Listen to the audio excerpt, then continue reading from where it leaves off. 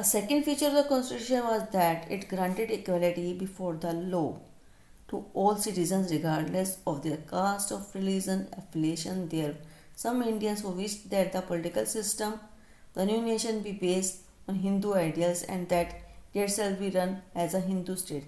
They pointed to the example of Pakistan, a country created explicitly to protect and further the interest of a particular religious community, the Muslim.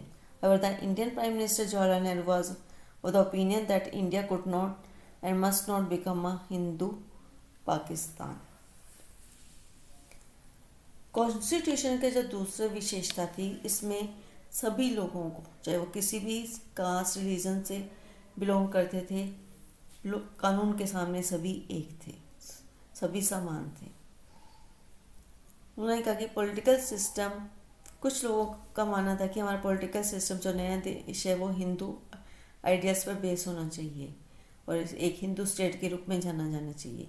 उन्होंने इसका example Pakistan को दिया, जो कि सिर्फ मुस्लिम लोगों के इंटरेस्ट को ही प्रोटेक्ट करता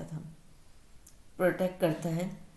यद्यपि Indian prime minister Pandit Jawaharlal Nehru ने इस विचार को नहीं माना। उन्होंने कहा कि हम हिंदू पाकिस्तान नहीं बनाएंगे, हमारा देश सभी धर्मों को मानने वाला होगा।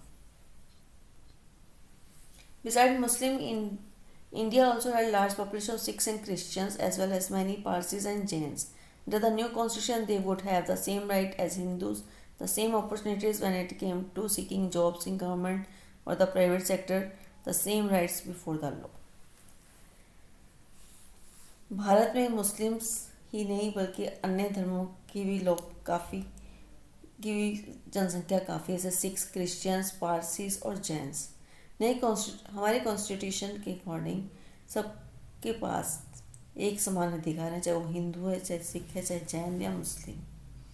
सबको एक जैसी अपॉर्चुनिटीज़ हैं एजुकेशन और जॉब के लिए, चाहे वो गवर्नमेंट सेक्टर हो या प्राइवेट सेक्टर्स, सभी के राइट्स कानून के सामने समान है।